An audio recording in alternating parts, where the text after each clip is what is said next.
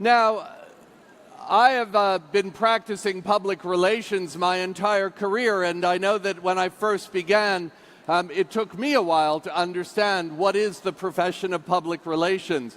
I'll tell you that many years later, it's still a conversation I have with my mother to help her understand what is it. Joining us now is we'll begin looking at the art and science of influence today.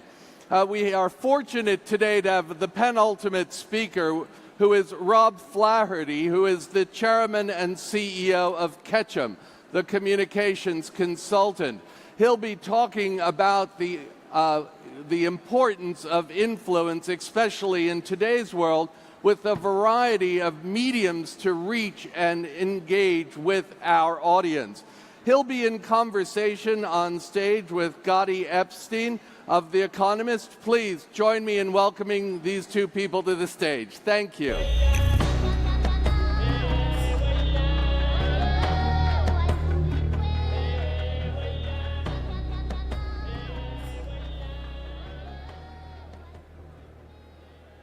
Thank you, everyone, for being here. And thank you, Rob. Rob is going to explain to us how influencing matters, if it does. So let's start right there. Does winning friends and influencing people still matter? Well, let me ask everyone here. How many of you are 35 years or older? Okay. Those of us 35 years and older grew up with the media as a destination. I think you'd agree. We sought out the news.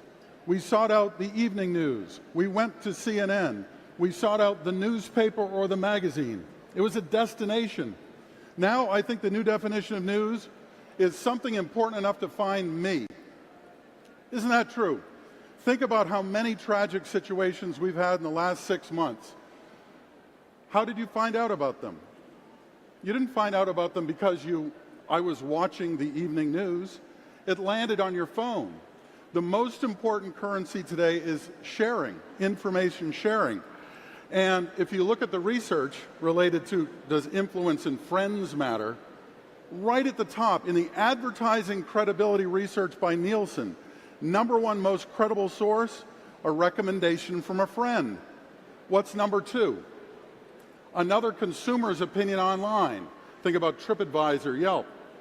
Number 3, actually branded content shared by a friend.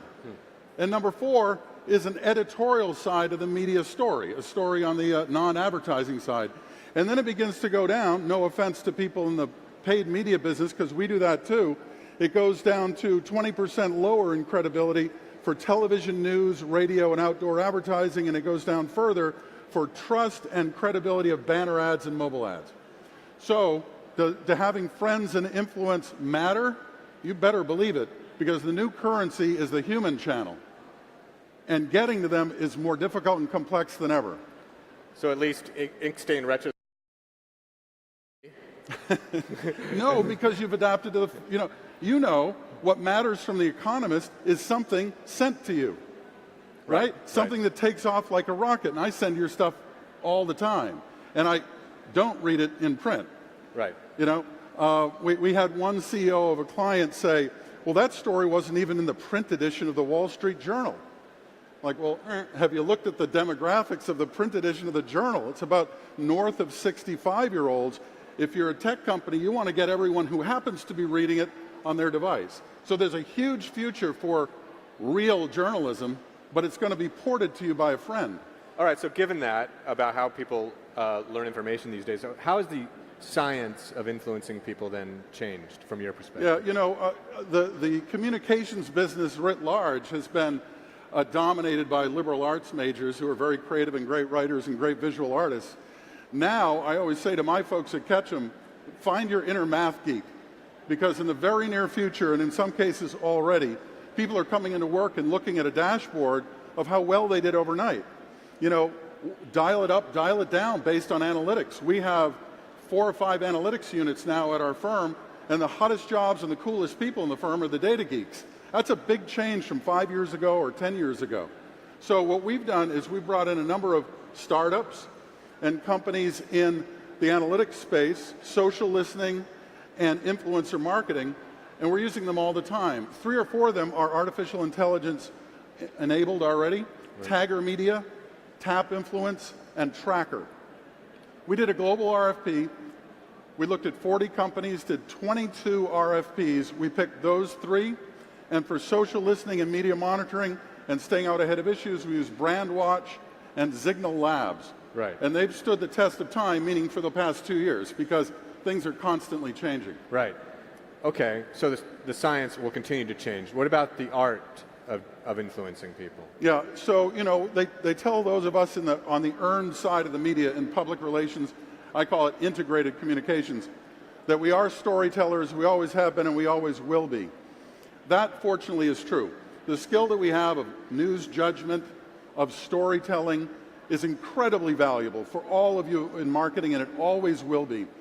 But I'd ask you to think about this. Rather than think of it as a one-way model of storytelling, please think of it as story making.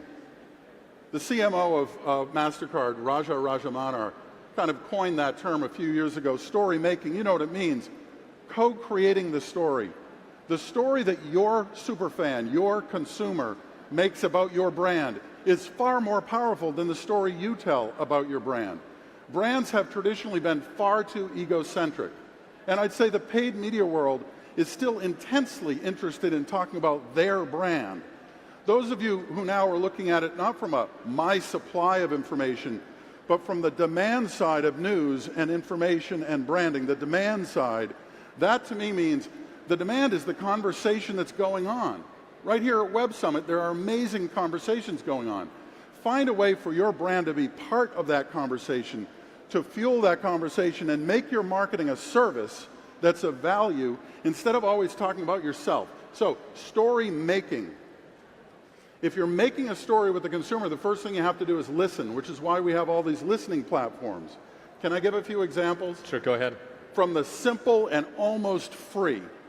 Here's one. Thanksgiving, okay? Not everyone in the crowd celebrates Thanksgiving, but you know what it is. If you sell products for Thanksgiving, your window to win is right now, from November 1st until Thanksgiving. We have a client, stovetop stuffing. You remember it, right? Yeah. That makes the stuffing that goes in the turkey. You want to make news around that. You can advertise all you want, but if this happens to you, it's worth a lot more. This had a huge impact on sales 1 year ago. A grandma sends a text to her teenage grandson that says, are you definitely coming for Thanksgiving dinner? And the teenager writes back, I'm not your grandson, but can I still come? And the grandma writes back, absolutely, we'd love to have you. Now this guy's friend thinks it would be funny to take a screen grab of that exchange with the grandma's text phone number and posts it to his thousands of followers on all of his channels. Funny. 600 teenagers by the end of the day had invited themselves to Thanksgiving dinner at her house. So what do? We see this as a brand, stovetop stuffing. We quickly reach out to her and say, we got you covered. We'll cover the meal for whoever shows up. We'll send you a year's supply of stovetop. And the thing ends up just like so much does now. Starts small on social, becomes huge on social. Everyone shares it. And then it switches over to traditional mainstream media. Millions and millions of people saw that story because it landed on every morning show and every late night talk show. And it was the heartwarming story of Thanksgiving. Where did it start? With something that really happened on the supply side of news. Right. So that's a great story. And of course, what people are going to think, cynics are going to think when they see that, is how do I know that was real? Authenticity is a big part of what you're talking about. Yeah. How do you ensure that or convey that? Well, I love that question. We live in the world of the earned side of news. We've always worried about getting busted for not being authentic. Right. It strikes me that a lot, ad agencies get around that more easily than we do. Real people, not actors, until you find out they were SAG-AFTRA and they auditioned for the part. Right. We've always been terrified of, that it wasn't real, and we stick with that. You get busted. Incentivized influencers are banned by Amazon. You can check back to the IP address to find out if someone sent that for real. We live in a transparent world. We love the transparency of it. So we don't do that stuff because it's never going to be sustainable. Right. Interesting. Now let's talk about another kind of hidden artifice, or an artificial factor in generating audience, which is algorithms. What do you think? What role do you think they should play? And do you think they should be regulated? I mean, algorithms are becoming increasingly, of course, influential for us. You know, I got to tell you, I think we could all look at this through two lenses. One is as marketers, or whatever business you're in.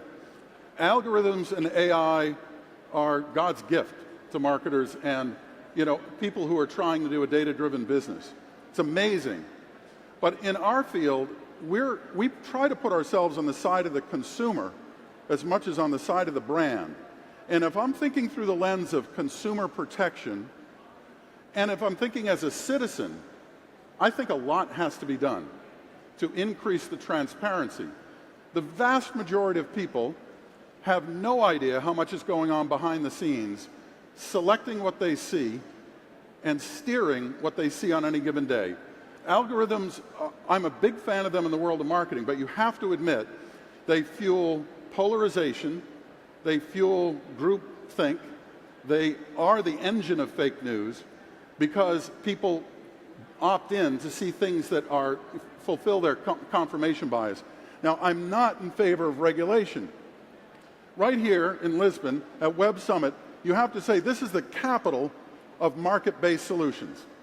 The companies here are solving problems that hadn't been solved before.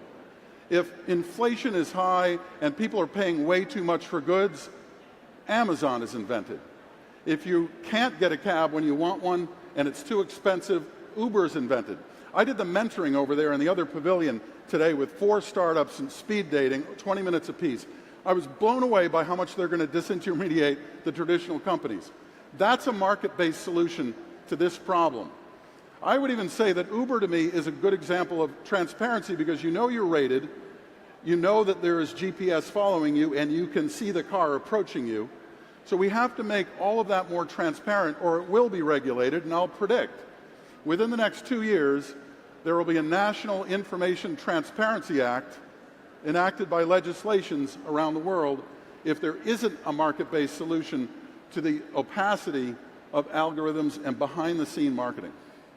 The dominance of platforms, though, does make that a little bit tricky, right? I mean, the algorithms in the hands of just a few powerful platforms where most of the audience globally is concentrated, either whether it's e-commerce, social, or search, they're going to resist, obviously those platforms are resisting regulation already. They change their algorithms every day, maybe every hour, every minute. How can you be transparent in that kind of fast-changing environment? I mean, what is the marketplace way of making that work? I think it's quite worrying to leave it to the market, isn't it? Well, you know what? I mean, look, what is Reddit? It's a vote up and down kind of story platform. Right. We could have credibility ledgers. We could have third parties, independent third parties do it, or we could have the crowd do it.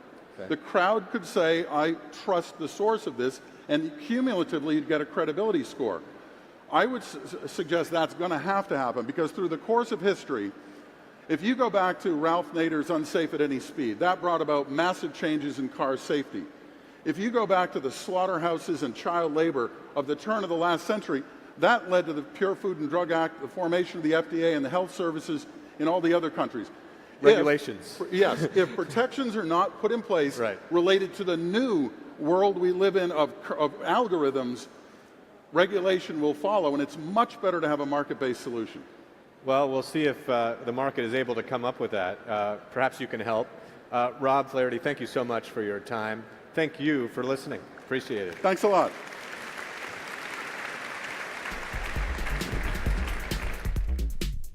Thank you very much to Ketchum CEO and Chairman Rob Flaherty and the economist Scotty Epstein.